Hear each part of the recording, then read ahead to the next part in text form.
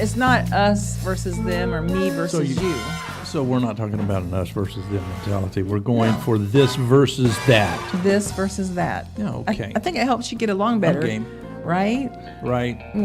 Sometimes We get along so well, and sometimes you're extreme right, I'm extreme left, I'm liberal, you're a conservative, and yet we get along so well. That's marvelous, wonderful. That's amazing. That's amazing. Okay. Amazing grace. So today, Saved a wretch. like you. So today, what we're going to do. That's good. Come on, talk to me. Get in that microphone. What we're going to do is trying to give you a little example of An example. Give me an example of this versus that thing. what he has said. didn't want Come to on, know it. Hillary, vote for me, baby. No. wasn't I don't doing know. I don't know about that.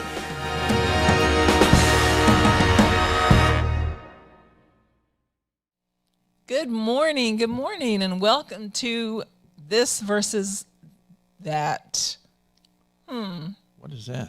I don't know. All of a sudden, it seemed like you turned in your chair. I know it wasn't you, and it just started making that humming noise. That humming noise that's coming from somewhere. I need to find that out. Yeah. Let's see. Daryl, can you hear it?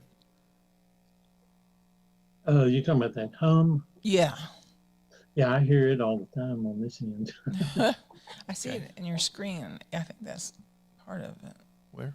Do you see it? How your screen does that? That doesn't ever show. Yeah, I think it hums every show too.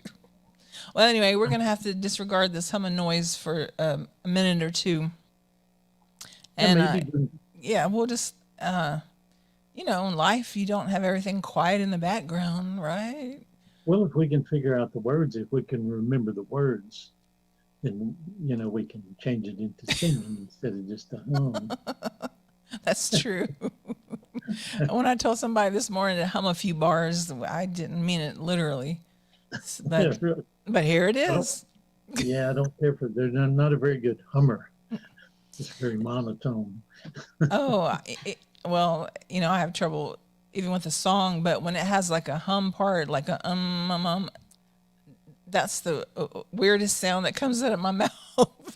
I don't know how to do it. I don't know how to do it is weird to me. I don't know. I guess I've never been the one to make sounds to keep myself soothed. Some people do that, Yeah. You know what I'm talking about, Daryl? Like just to, I do. Yeah. yeah, just to, I don't know. Some people do that. Every now and then holy hell's buckets. What's funny is most humming, I think, is just random. It's not necessarily even the tune. You just start, whatever comes to your mind, you just hum it out. It's true. That is true. I guess I probably am guilty of that sometimes. There have been songs written that way. When they say hum a few bars, if you hum a song out and then figure out what words you will fit with it or what could you write a song about to go with that tune, I bet folks have made a lot of money off of trying to soothe themselves. Daryl, do you still hear a hum? I do. Okay, we have a hum. I hear two of them. I hear one that's coming from the computer and one that is in my ear 24/7. Okay. Yeah. We will. Okay. Wow. One of them we can fix. Yeah. I wish I could fix both. I do hear like, well, we don't hear it anymore here. At least I do. Okay. Well, let's say I hear it all the time. Maybe that's just your 24/7 hum. Well, that particular hum that I'm hearing on the computer, it goes off whenever. Actually, it goes off whenever you go into the teaching.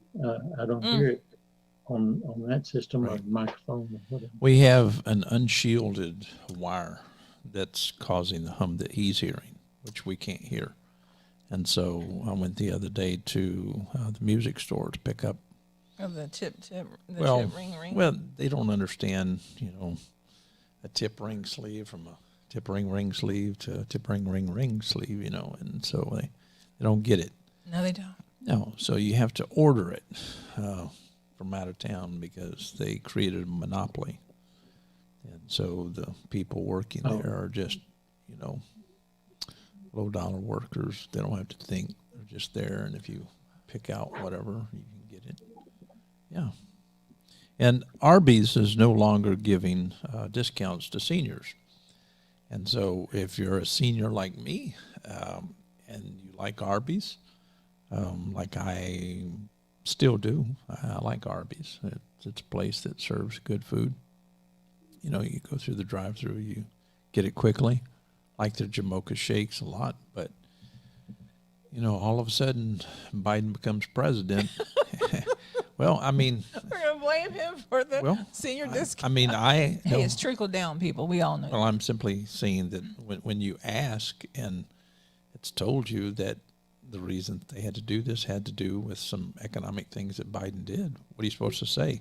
Let me confess something that I'm guessing at, or let me just tell you what they say. And so I'm simply saying Biden needs to take responsibility for, you know, seniors being without that 10% discount at Arby's at least.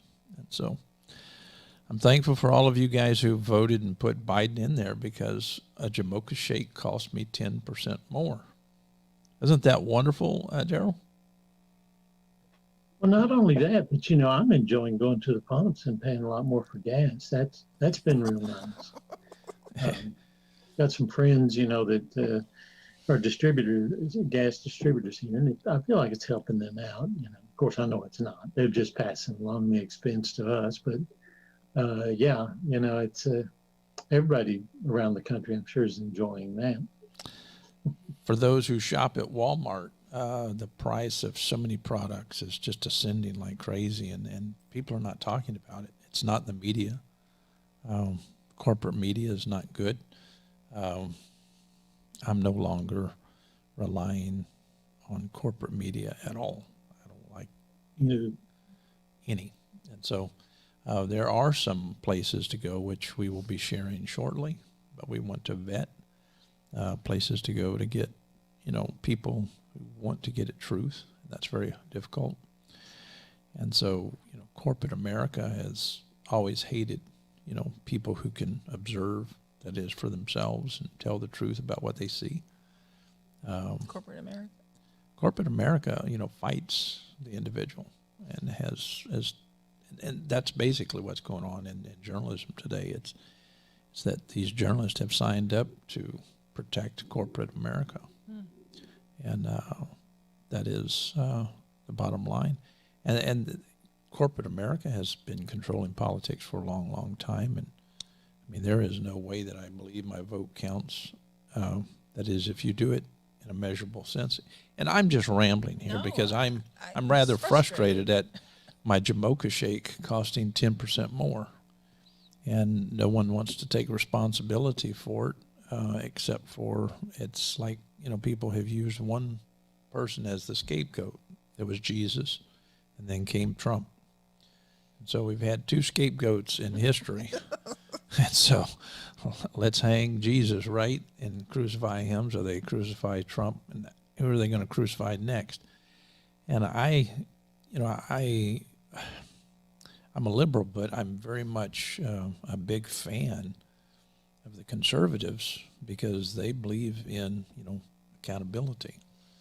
That is, you know, when it comes to the economy, you know, you don't need to spend a heck of a lot more than what you make. They simply try to articulate a message that you don't need to grow the government so large to where it controls you. You need to maintain your freedoms, and it's strange that the people who are fighting for civil rights are taking us into a government that's much larger than its people. It's crazy. And so it's kind of like, wow. Well, they're trying to make it larger, so that's my point. It's upside down thinking, and you know, it's uneducated thinking is what it is. And but you know, it's a tragedy, and some people feel comfortable there because, you know, at the end of the day, you get a stimulus check. And so some people think that, you know, that will sustain them for the rest of their lives, and it's a sick thing. oh boy, I tell you what, I think I'll just leave this set and go blow my brains out. Well, I'm simply depressing. saying, if you were working for the DOD today, think about what that would be like. I mean, it was messy when you were working for them. You guys had to spend more money than what you had to. That is to keep the books balanced. If you had several $1 million left over at the end of, let's call it fiscal year, right? Yeah. You had to spend it or you wouldn't get it back, correct? That is true.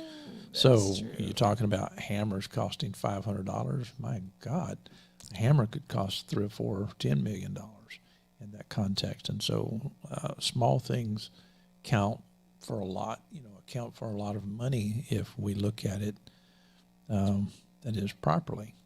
And people don't want to live properly. And when you don't live properly, I think there are consequences. I've never liked that word. Properly? Yeah, or proper. I don't know, because to me that sounds more like a subjective type of like what is proper. Some definitions Then could why are- be loose, some could be. But why would we assume that we have an absolutist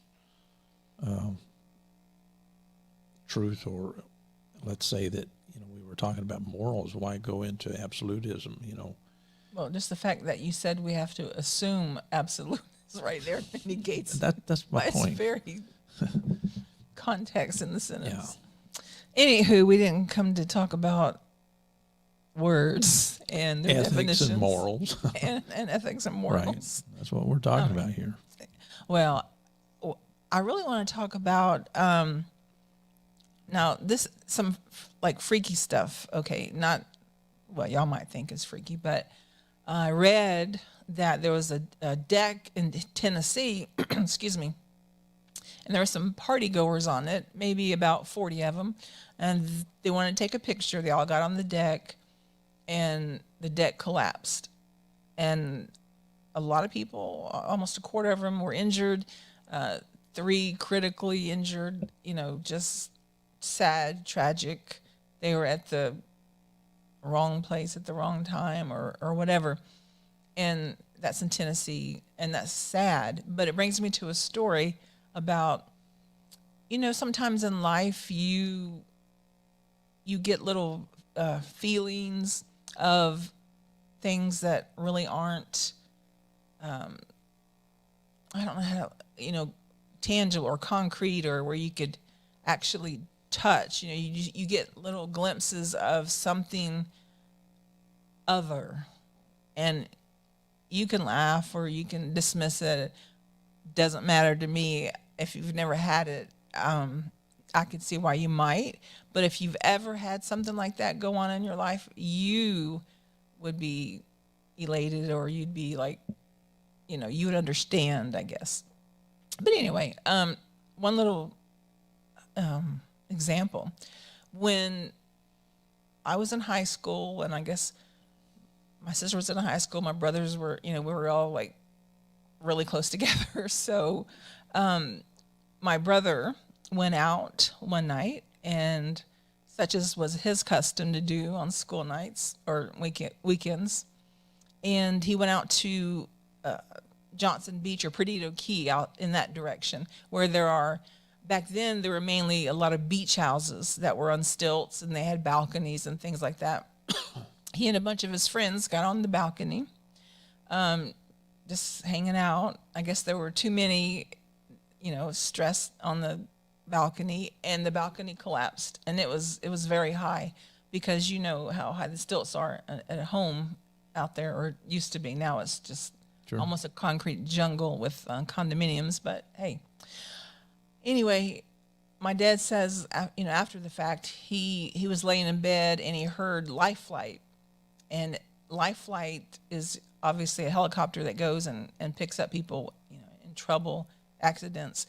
And he said, as soon as he heard Life Flight go over our house, which is on the way to the beach, or where we used to live, I was a kid, teenager, whatever. He said, I knew right away that was Greg, my brother. He knew. He just knew that helicopter was for my brother. And sure enough, it wasn't long after he heard the chopper, someone must have called from the house phone or whatever, and told my dad and mom that my brother was being airlifted to the hospital and where to go meet him. And so that is to me, that's some freaky stuff. Or is it just intuition that we all have, but maybe we have to be more in tune to it to feel it or recognize it? I'm not sure. Daryl, have you ever had anything kind of hinky like that? Not that I can recall offhand, maybe to some small degree, but I think you are onto something there. I think there is, I'm convinced there's something to that. Whether it's just kind of an extra sense some people seem to have, or if it's like you said, maybe something. I don't know why it couldn't possibly be something that we all have, but just don't know how to tap into, aren't sensitive enough to it to realize it's there, But I certainly don't doubt it at all. No, I think, there are doubters, but I knew Daryl wouldn't be a doubter about that. And what about you? Well, as I've stated on this show many, many times, we have shared knowledge. And sometimes we think that the brain is just inside of the skull. And right now, the amount of studies that have been done that is within that field are very little. That isn't compared to other sciences.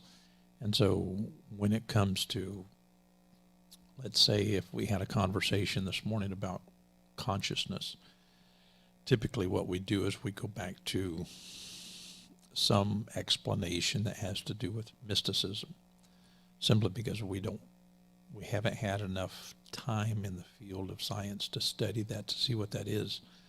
But the more and more that scientists study, that is, the brain, shared knowledge, etc., and how that exists, we're coming to find out that we're a little bit more complex than thinking that the brain is just, inside the skull. And so, So we're sort of like bees all together. In other words, bees, there isn't a bee that knows how to build a beehive, but collectively they can. And so in analogy, you have shared experiences, you have connections, biologically, and there is something that takes place that I don't think that we need to throw mysticism in as the explanation, even though that's the best that we can get until, research has gone a little bit further. And so I don't think that anyone needs to be poo-pooing anyone's explanation on what took place. This is what, happens. Oftentimes what we do is we'll have a conversation with someone and they will give us a explanation that comes right out of the pages of mysticism, right? And it's because they're not in the know that is on the other side of the coin, enlightenment. But if enlightenment through those processes, if they haven't arrived at a place where they can explain it, it's fine to rest upon mysticism if it's not hurting anyone. But unfortunately, you have some people who are so indoctrinated in this idea that enlightenment has it all. They don't understand that it's a process, not a conclusion. And so their commitment is to this idea of enlightenment rather than, the process and functionality within science itself. And so they too are actually articulating an argument of mysticism, but it's just of a different color, right? That makes sense. And so I'm simply saying that, whatever your dad experienced and however he explained it, I think that's, where we need to go when we need to empathize and resonate with, his explanation. But at some point in time, when we find out what is true, we don't need to stay within the framework of that explanation. We need to move it on forward. It's like, Right. You and I, we grew up in in families that were stuck on, the only way that we can be forgiven and not go to hell was to, accept Jesus as our Lord and Savior. It just took a handful of questions and a little bit of thinking morally and ethically for us to walk away from that. And so when we hear, and this is very much a disappointment of mine, when every time I hear a golfer, a football player, a basketball player giving all the glory and honor to Jesus Christ and Him, I feel sorry for him. It's like, those people, they're stuck, and I feel sorry for them, but I don't want to go out and disparage them, if that makes sense. And so, just because they are uneducated, you just have to say, okay, well, that guy, he's still stuck. And so you just move on. You don't have to disparage them. You need to be as kind as possible. Right. And so you look at the guy, I just won this golf tournament. Praise Jesus. Golf is so insignificant in my life. And, my question would be, you're not making the money today that you're making because of Jesus Christ and Him crucified and the testimony that you're giving. You're making the money today because so many people are doing the right thing and they're building models of integrity that are much better than the integrity ever told within the biblical corpus. But they will not. It's like you can't go there. You can't talk to Christians about their Christianity because it's just a sensitive subject. And so, too, when we have these intuitions, we're so convinced that it's true, no one can talk us out of them. So it's better to leave it alone. Well, accept it. Yes. Go with it. Now, Daryl, I'm going to tell one more story, and then I want you to try to explain this. Okay, and I've probably told it before in the show, but there's sort of a second part to it that just happened, and I probably told that too. I can't remember hardly much anymore. Anyway, oh well. You can always watch, a show over and over again because you always forget the ending. Okay, so that's kind of fun. But when my mom died, I never wanted, before. Okay. Before she died, even though we didn't expect her to die that day, or really even soon, we would talk about it sometime, and I was like, "Don't you dare come back and haunt me," joking with her. I don't want you to, I'm not the kind of person that wants to see, my dead grandma come to me and tell me stuff or whatever. And not even my mom. I said, "No, I'm good. I'll see you later." But anyway, after she passed away, then it kind of hit me then. I would give anything for her to say something. Okay. And so I was sad and, depressed, I guess, for a while. And thinking, I told her to don't ever come back and see me.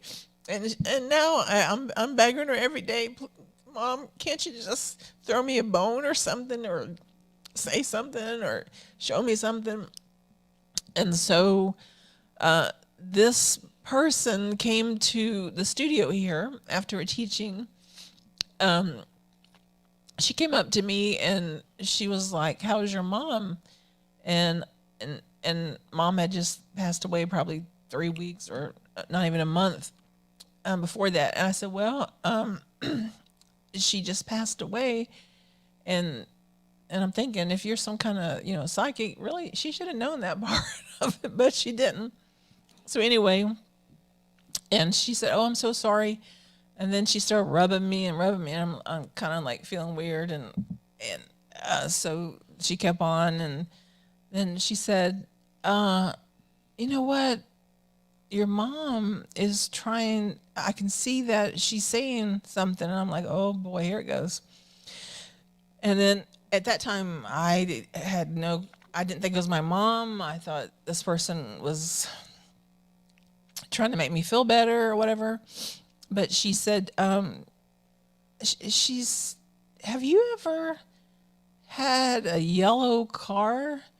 And first of all, that was very insulting to me that I had a yellow car. But anyway, and I said, no, I never. She said, well, there's something coming. Bananas, bananas. Was there ever something about a car and bananas? And right then and there, I knew there's no way this girl knew anything about bananas and a car going together, but I did, and my mom did. And on the way to New Orleans to see the Super Bowl one time, we had another family with us, and we were in a, you know how the kids used to be all packed into a station wagon, and we were in the back, and just, I swear there were 4 or 5, there was probably 7 or 8 kids just in the back, and then the 2 couples. We were driving down 10. This is whenever they played in, this is insignificant, I don't know why I'm telling you this part, in Tulane Stadium before the Superdome was made, I think. But anyway, so we were on the way to see the Super Bowl, and there was a big truck behind us, an 18-wheeler, and we had some paper and pens. You know, they told us to get back there and write and draw and whatever. So I made up this sign that said, please help us. We're hungry. Please, you know, help us. And I put the sign up to the window so the truck could see it. And the truck pulled this, well, it was my parents' friend's vehicle over at a rest stop and, you know, flashed the lights, whatever. We pulled over, and the guy driving was a Chiquita banana truck driver, and he came out with like bunches of bananas and gave it to all of us. Now, that's weird in and of itself, but the fact that that girl said that to me made me think, holy moly, there is something between here and somewhere else. I don't know where it is. I don't know what it's called, but I know that I know that I know that there's somewhere else where we exist, or we never cease to exist. Now, just that on its own was mind-boggling to me. So a couple of days later, well, I told my sister, and as I was getting ready to tell my sister the story, she started, and she's very emotional, she started like jumping up and down and crying, and I was like, I haven't told you yet. She said, I know what you're going to say. I know what you're going to say. Because I came up with a word to use for Mom to speak to us. And anytime I heard it, I was going to think that was Mom. And she said, bananas. And I haven't even told her the story yet. Okay, that's 2. And so I called my daughter-in-law in Mobile, and I was telling her the story, and I, you know, interrupted back and forth. And our grandson, our youngest grandchild, he said the word bananas before I could say Nanny's trigger word for us. He said bananas. Okay, that's 3. Now, let's speed up. About 2 weeks ago, I was feeling the same way, sad, depressed, lonely, missing my mom. And I said, okay, Mom, I really need you to say something to me or anything. And I half heartedly expected, you know, because she never personally came to me, okay, which I told her not to, but through other people, I knew it was her. So anyway, I was laying in the bed, and I just randomly said a cooking show on TV, just random, no reason to pick this one. And it was a lady and her husband talking about how they got into doing YouTube cooking shows. And so the lady said, "Yeah, I just finished all my chemo and everything with my breast cancer, and I was sitting in my recliner feeling sorry for myself, and all of a sudden I said, you know what, I'm gonna start cooking." And she's real country. "I'm gonna start cooking and just making something of myself and doing something." So she made a video, and her husband was a principal at a school, vice principal. She called him up and said, "Honey, I just made a video, a cooking video. I want you to watch it." And he was like, "Honey, I'm at school now, but I'll try." So anyway, the husband watched the video, and he comes back and calls her back and says, "Okay, that's your first one, so we'll work on him. But what I don't understand is why you just had a picture of a banana on the table. All I saw was kind of a half rotten banana on the table, and your butt sticking out of the refrigerator, looking, to throw things out. Why is the picture just a banana on the table?" And right then and there, I thought, oh my gosh, how random, but maybe not so random, And so that made me, I couldn't believe it. That made me feel better. So, Daryl, how do you explain something like that? Well, if I was an expert, I might make an attempt at actually explaining it. But rather than explaining it, I would just start out by saying this. I see absolutely nothing wrong with that. I mean, with the way you're interpreting it, because number one, it comforts you and it connects you with someone that you dearly love. You didn't quit loving your mom because she's no longer with us physically. And I haven't met anyone yet that can absolutely prove where we go when we leave these bodies, or that we in fact just are gone when these bodies quit working. And here's a way I can relate. I can't say that I've ever had experience like you're talking about, but I find my comfort. I mean, I've lost my mom, my dad, I've lost grandparents, I've lost aunts and uncles that were dear to me, cousins that I was real close to, my best friend at one time. I've lost a lot of people in my life that I've been really close to. And what comforts me, I think of, there's a Beatles song that we were listening to the other day that's beautiful. It's could easily become one of my favorite songs. There are places I remember all my life, though some have changed, some for better, not forever. Some are gone, some remain. And though I'll often stop and think about them, in my life, I've loved them all.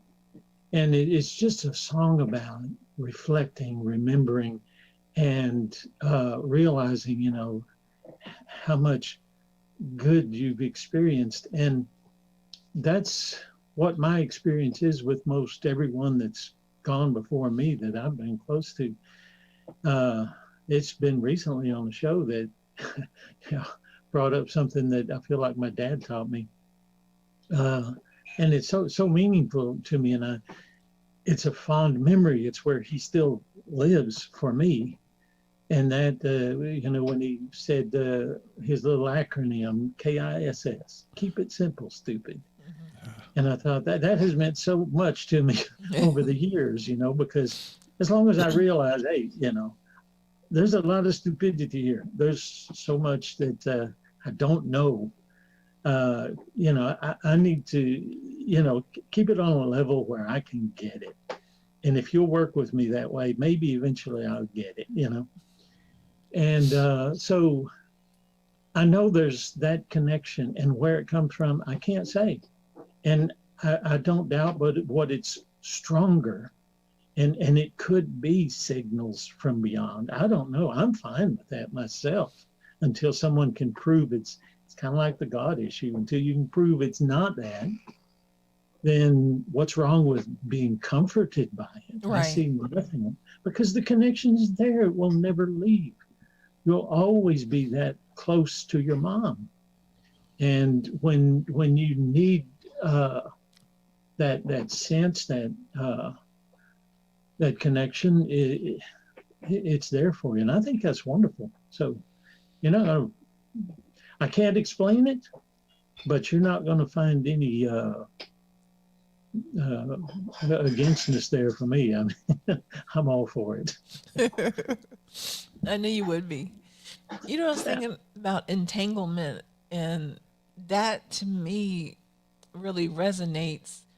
And I still believe, you know, in otherness and something that's just, I'm going to say magical, you know, different than we are. And I don't care if people don't believe it. They can believe what they want. This is me. Okay, but what you're saying is, and you've done enough studies in to understand a little bit about superposition. Right. And so let's think about superposition for a moment. If we're trying to find out whether something is a wave, okay, or a particle, you know, the studies are there, and wow, you know, we come up with the term superposition simply because things can't always be observed in one state as opposed to another state. And so in that research, and it started, I think the catalyst for this kind of thinking, which is very much outside of the box of binary thinking, when they were studying, you know, the double slit experiment, you know, that's a very important experiment to look at and see how far we've come, because, you know, since then we have to look at waveform collapse. We need to look at radioactive decay. We need to look at quantum entanglement and so on and so on, because if you want to talk about the topic that is of could a non-material substrate underlie reality, and could that non-material substrate somehow connect in any sense of the word? And some of you guys know what I'm talking about in the form of entanglement. And this is why so many people have talked about the multiverse and so on and so on. And so we typically think only in terms of existent models. And so we're thinking about existence, and because, you know, we don't typically move into the science. And the reason that I'm saying this, when we talk in the mornings, we typically talk about the sunrise and the sunset, even though the sun is not rising nor setting. We're stuck with terms, and so we're stuck with existence.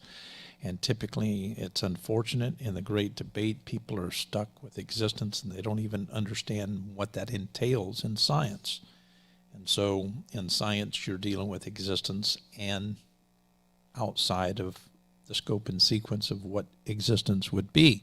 And so you're willing to look at non-material substrates, and you realize that astronomers can't find, that is, when it comes to dark matter, a lot of the things that they talk about, they can't find, but they insist that something might be there, but it may not be in the state that would be the norm. And so that we know of, right, see, acknowledged. but knowledge in a sense is talked about in the context always of norms. And so we have these established norms, right. And so we want to talk about norms, and this is why, you know, philosophers, they will talk about, you know, justified true belief, and that's knowledge. I would push back on that being knowledge. There's so much more that needs to be discovered biologically for us to understand what knowledge is, and this is why I keep saying that belief is a biological construct found within a vast network of intentionality. And so when it comes to our beliefs, most of our beliefs are wrong. Cognitive scientists everywhere will agree with that. But when it comes to cognitive entanglement, for instance, there's a part of that discussion that does get into, let's say, the non-material substrates that may underline or underpin or sustain or support whatever reality, or our understanding of reality, because we have an interpretation of what reality might be. And we don't need to go too far with it, because typically when we're talking about what is true, we're saying that which comports to reality. Well, it's actually that which comports to our interpretation of reality, and that interpretation of reality will continue to evolve. And so we don't need to get stuck. So as a person who doesn't live forever, as a person who has a short amount of time to live and experience life and enjoy it, should I be satisfied with the explanations that make me feel good? Sometimes that's very important.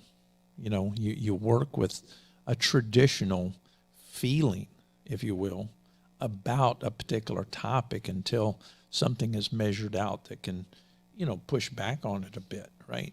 And so we've done that to survive. As a species, we would have never survived if we would not have made some shit up, right? Yeah. And so making shit up true. is very much this mystic way of doing things. And so we make shit up. What's going on? Well, we're making shit up. But that it's meaningful. Some of that shit is so meaningful. It will, you know, we have these triggers within our emotional narrative, and it triggers us emotionally, and sometimes it triggers us in a positive, and sometimes in a negative, and sometimes in a neutral sense. And so, you know, the thing that really made me question some of the things that were going on while you were talking. You were pouring out your heart. You were being as honest as one could ever be. You love your mom dearly.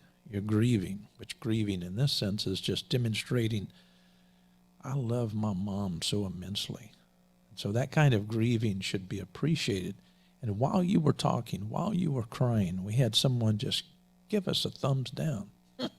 And so, you know, it indicates that people are so disconnected, that is, from how and where people find themselves, that some people won't accept diversity. They can't accept someone saying something different than their narrative. Well, that's their loss, definitely. But I'm simply saying that here you find yourself explaining, you know, looking for answers and doing it diligently, and the answers are not going to agree with the answers that other people have come up with. And yet they're willing to say, in a very intense moment, a passionate moment that you had and are still having, they were willing to say thumbs down during that time. And it reminds me of what people do when they're extremely mentally ill. They will do some absurd things. Probably true. These yeah. people scare me. They lack empathy. Those are the kinds of people that can pull a trigger and kill this person and another person and another person. Those people who lack empathy, who only look through their lens and they can only see things one way, that's what we should be afraid of. But that's actually what may describe some of the people who watch our show from time to time, and they can't help but just say, I can't at all empathize. I can't understand why you're saying this. I just have to give you a thumbs down. And they're compelled, they're driven, if you will, and they need psychological attention. Well, that makes They me need have therapy. empathy for them. I understand that, but they don't have any empathy for you is the point. I don't need their empathy, number one, but they need to give empathy. You know, this is a difference. You know, I don't always need empathy. Right. Sometimes I don't want empathy. You know, sometimes I want to lone wolf it, and sometimes I do want it, but you should always be there to give it regardless. But you're talking about individuals who are probably so disconnected from any kind of rational discussion with someone who thinks differently, who views the world differently. You think they have like a frozen head in their freezer or something? Or No, I'm simply saying that they need a psychiatrist for sure. oh well, I So- hate that. Throw something Please get in help. here. Tell us, Daryl. Well, you know, this is maybe just an opinion, which some of us have those, probably all of us, you know, if we're honest about it. But let's just say that my experience is exceptional, and I would agree that it is. You know, I'll be the first one to admit that I have such privilege. I don't agree with this skin color thing. I think privilege is can be measured in two different ways, most significantly. And one is if you really have had a good life, you've had good people around you, you've had a father, a mother who you know loved you, maybe still do. You know, I mean, maybe they're still around. I'm not saying that they have to be gone, but you've had love from different people that just you've had a good life, and that's what I've had. It's a privilege. I feel privileged, but not just that. I think it goes beyond that, and it's realizing through your life, you know, what things have meant to you, even the things that were meant for harm, or bullying is a big thing these days. And I wouldn't say that I was bullied as a child, but I was picked on. I was cross-eyed for the first few years of my life, and I've got a few names attached to that. I had this Afro type hairstyle up until, you know, it became popular. I had so many nicknames that if I was one who was thin-skinned, I would have had real problems with that. But the thing is, I look at all the experiences I've had, and there's very few times where I could say that this was terrible. I was a victim or anything along that line. And I know that's not everybody's experience. As a matter of fact, some may have not had any of this privilege, and so maybe they have nothing to draw from there. But I was thinking about in reference to Jesus. I know that at one time I felt like I invited Jesus into my heart, and he was every good thing that would come out of me, or every good thought I had. That was Jesus. That was Jesus. Well, there is some good thoughts there. I like love your neighbor as yourself, and that was attributed to Jesus, and I still like that. I think that that's a good thing. Yeah. But you know what? I never met a physical man named Jesus, but I did meet a man and knew him very well. It was his name was Shelton Estofurlo, and he went by Speck, and he was my dad. And one time I was called Little Speck. I remember that fondly. It was a compliment whenever, hey, there's a Little Speck. I was a kid that looked like my dad, and that was so cool. And there's so many things that live in me because of him. Same with my mom, same with so many others. And so it's, maybe Jesus still lives in my thought life because of the things that I learned from a book that he supposedly said that I still think are good things. Yeah. But just as much, my mom, my dad, old friends, other family members live in me. And I draw from it. It's wonderful. And I don't know if that's something just in the memory banks, or if it's like Dr. Jones, you were talking about, there's some kind of substrate. Maybe there's more to it than we realize. But whatever it is, if you have any good memories that you can draw from, if you have anyone who you looked up to that was legitimately good, that had good things that help build good character in you, etc., then that's I don't know. These are some of the best things in life, as far as I'm concerned. It's how we grow. That's how we, So that's some of my thoughts, anyway. 100%. I see what you're saying. And I would say that the majority of America, does not live under, privilege as most people would probably define it.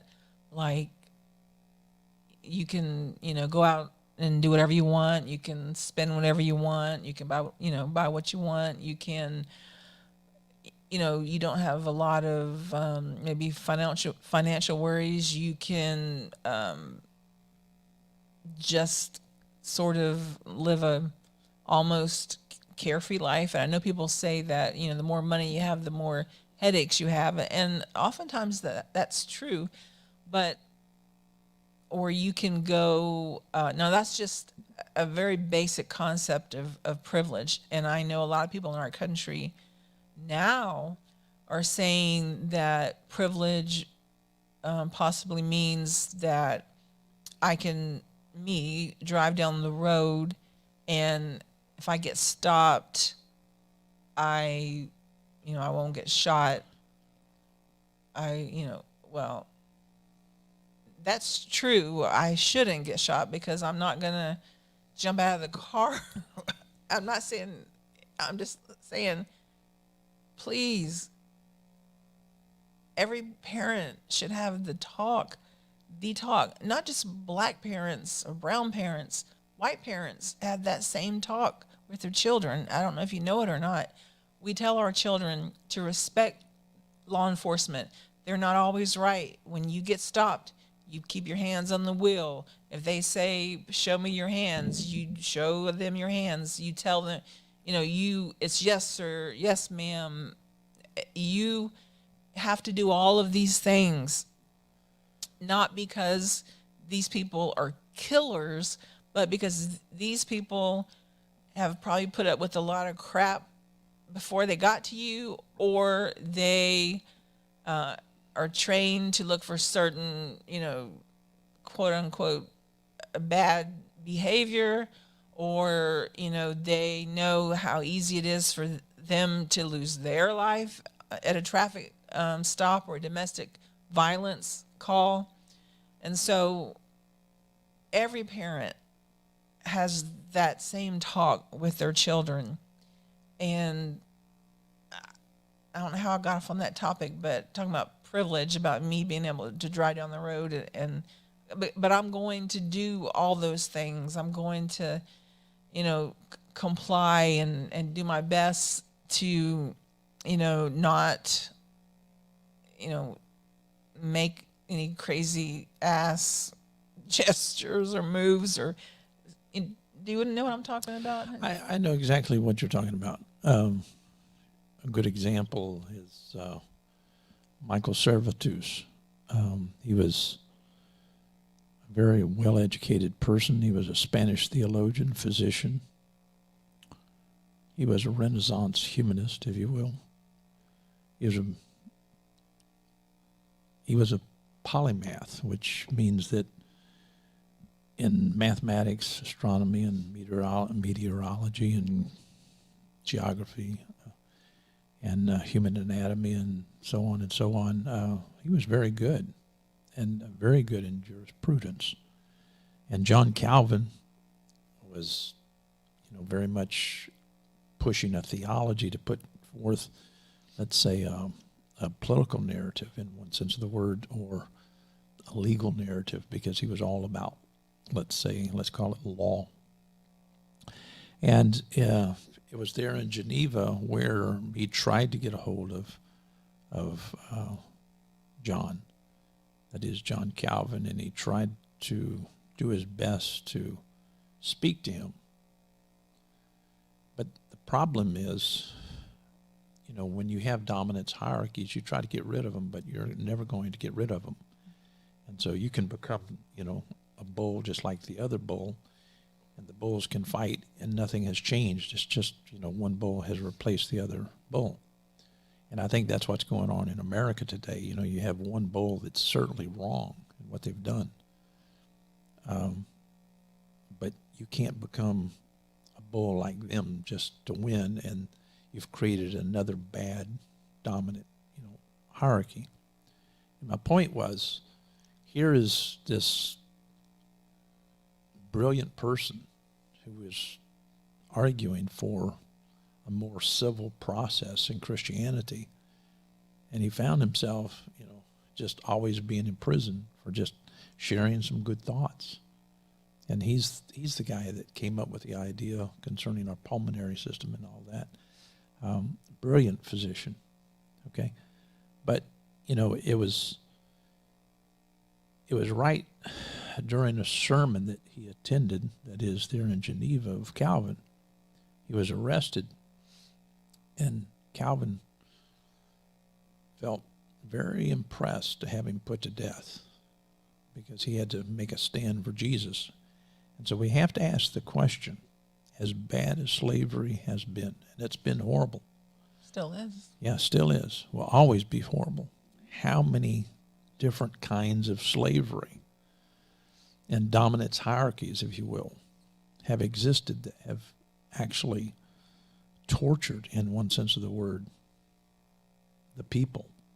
Christianity came up with the doctrine of hell. How many kids has that tortured? I mean, just mentally. I mean, even physically. I mean, it's a, you can't describe the mental torment that kids go through when they're scared to death that someone's saying, if you don't say this and that Christ is your Lord and Savior, you're going to go home and go to hell.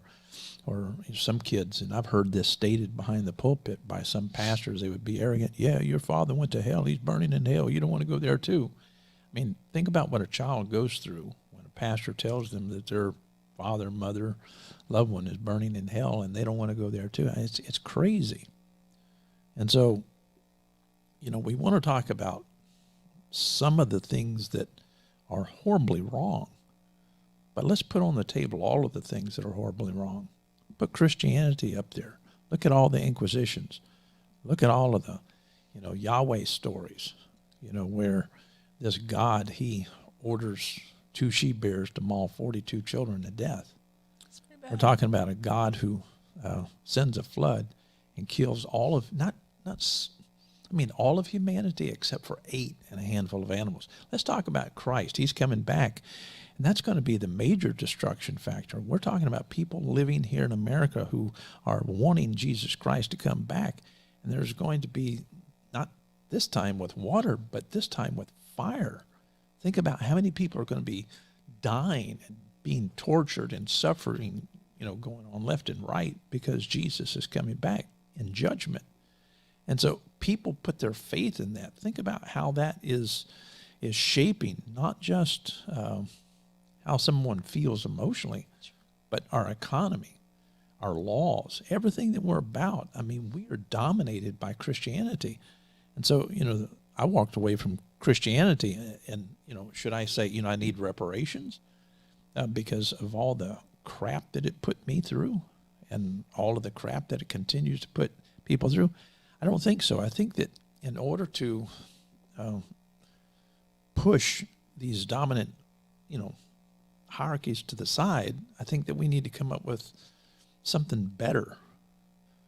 Don't recreate the same kind of bull, but create a dominant hierarchy that's of goodness, that's moral, that's ethical, and you push back on the bad by rising above it. It's called transcendence, and we can do it as a people, but we can't do it by playing the role of a victim. I can't say, because I was a Christian, I was so victimized, and I can play the role of the victim. I was raped when I was a little kid, and I could live as if, that's the only thing that I want to talk about, but I refuse to do that. I let that go. I moved on. And I'm saying, whatever has happened in your life, let it go. Move on and become better. That's what we can do as a species. We can beat, that is, this slavery type mentality, because we still have it. It's alive and well in Mexico, America, and all other countries. You have sweatshops. You have people being abused left and right. And if good people will rise up and quit trying to fight like those bulls do and learn how to fight with compassion, learn how to fight back by raising ethical and moral standards and challenging them with your good behavior, I'm convinced that that's what will win out at the end of the day and be better for our children and grandchildren. It's not becoming and mimicking their behavior, because that's what's happening today. It's just, you have these people who they're so dominant, and they will beat you down and whip you in line. And then these people over here say, we will rise up and we will protest on the streets and we will do the same thing. It's an eye for an eye and a tooth for a tooth. That doesn't work. Even Jesus saw that didn't work. 2,000 years ago, there was enough wisdom in that one man. He said, that doesn't work. Yeah. That doesn't work. What about Gandhi? He said, if we live an eye for an eye, the whole world will be blind. There you go. And so at some point, you've got to be gracious. You've got to be forgiving. You have to be the better person. And so you do have to take the high road. And I wish that people who said that would actually do that. It's easy to say it, but do it. That's what America needs. That's what people in all countries need to do. We need to take that better pathway. And that can become the dominance. And it can actually beat the other bull. And so, you know, Michael, in this context, he's simply trying to do something much better than John Calvin. He had so much to offer, but he didn't have the support of the people because the people were so suppressed by Christianity itself. And today we have so many people doing things in the name of Christianity. They're still fighting for something that enslaves all of us because we're so nested. I'm talking about theists and atheists alike and agnostics. We're nested in that modality that has us going crazy. And I'm not so sure that until we start challenging ourselves concerning that which has us bound in a sense, it does. But you don't hear politicians talking about, hey, let's put Christianity to the side. They get in office by bragging about their Christianity. It's like saying, let me brag about how, we've persecuted everyone and my God has killed everyone. I mean, this is absurd. We still have, today we still have a man called the Pope dictating everything to how many women in the Catholic Church. We still have nuns today. You want to talk about women having rights? I mean, think about what that entails. You have women just serving these men in the Roman Catholic Church. It's sick. Well, I would push back a little bit and say, I think politicians are, a lot of them do run on, Christian values and their Christian faith. But we are seeing more and more, I think, going against it or trying to, buck and I'll call Christianity the norm of, and it is a norm in It's a terrible norm. Right. But I think we'll see more and more religion, maybe not Christianity, but other religions and no religion, whenever coming up, probably, it's coming now, but it'll be more prevalent, I believe, in the next, 10 years for sure. Think about all the countries. This is what our Christian politicians are doing. They go over to another country and they will actually execute a young lady who's married to this man, and this man says she must be executed because she talked back to him or something like that. Our Christian politicians don't execute. No, our Christian politicians are saying, we're not going to do anything about it. In fact, we have people in the White House now who are actually very, very close to those people who are persecuting men, children, and women in China. You want to talk about a suppressed people. We're talking about not, 30 or 40 people. We're talking about millions upon millions of people. I've talked with people who are Chinese, and they claim, what's being used against us? I said, what? Buddhism. What do you mean Buddhism?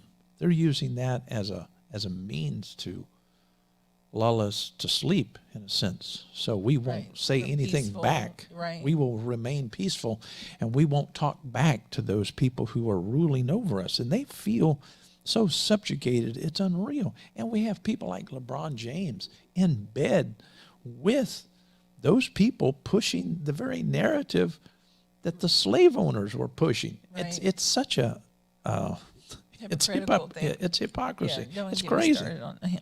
Okay, Daryl. Final thoughts, and then we will end the show.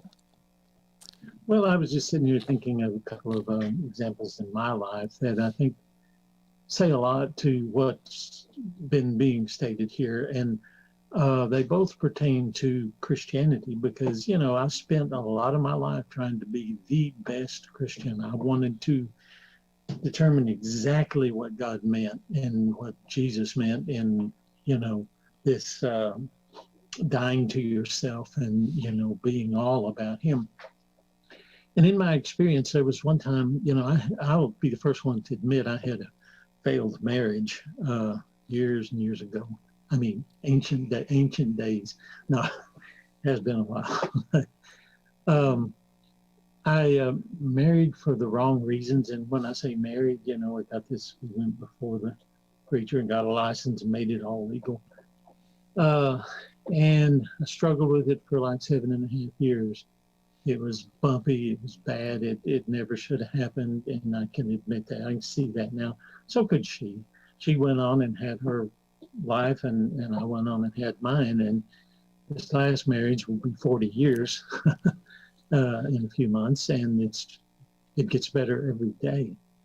And even it, though, it has the potential of things could go wrong, and she decided, I don't want to be with you anymore, and just walk away. She has that right. She's an individual. But I was told at one time by a certain very devout Christian, a particular brand, once he found out I had been married before, that I was living in sin because, I was legally, according to Scripture, according to God or whatever, married forever to this young woman. Quite frankly, we made a big mistake. And because of that, I was to live with that mistake forever. And I said, well, I'm married now to this woman, and we have several children. What would you recommend? And I was somewhat serious. I was kind of just wanting to hear what he would say. But at that time, like I said, I'm trying to be the best Christian here. I want to live right, And he said, well, the only way you can make it right is to divorce this woman you're with now and either be reunited with the first wife or be single. And I thought, okay, that's the rule, huh? And needless to say, I'm still married to my current wife and will remain that way. And I've totally rejected his ideas about that having something to do with God or a good way to view things, even. And then there was another experience, and this I'll just be brief about this. I had a pastor friend that we were trying to kind of get together on things, and both of us were serious and blah blah blah. Well, at the time, I had begun to really question the idea of hell. It's not totally reject it, but he told me one day, and he had 4 or 5 children, and he said, one of the hardest things I have to do is to look at my children and realize that they may not all go to heaven.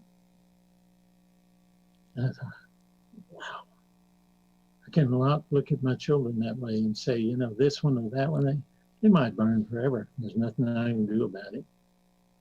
And that if a person can live with either one of those particular things, what a miserable existence. And it makes me think about and all the marriages that were like my first marriage that should have never happened, and that people are stuck in, they're trapped in it because of some supposed law of God that says, you don't have any choice. You made a bad choice, live with it.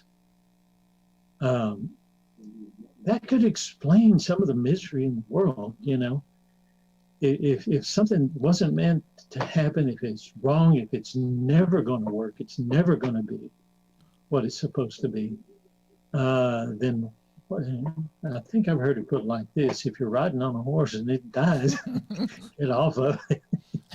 That's a pretty good rule. Yeah. That's a very good rule.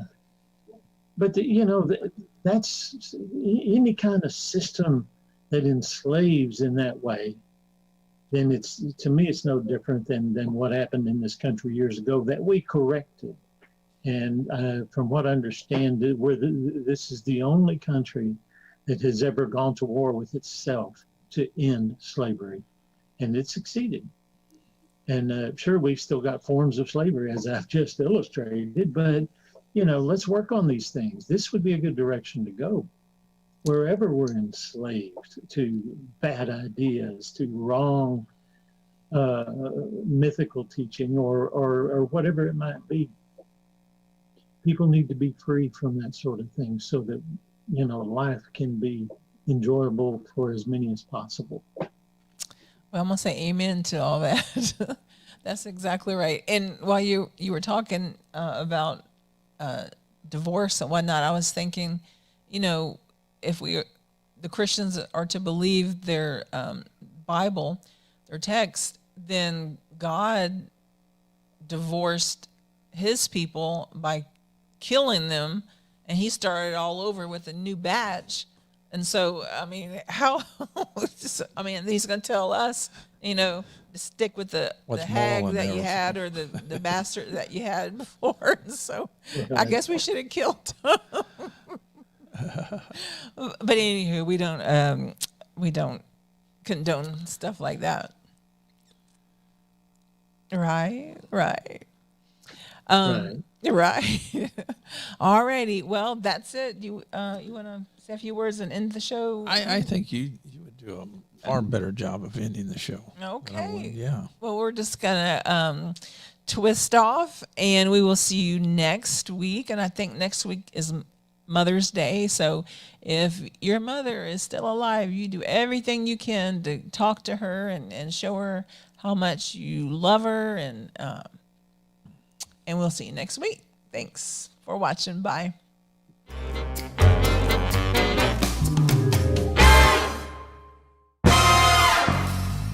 It's not us versus them or me versus you.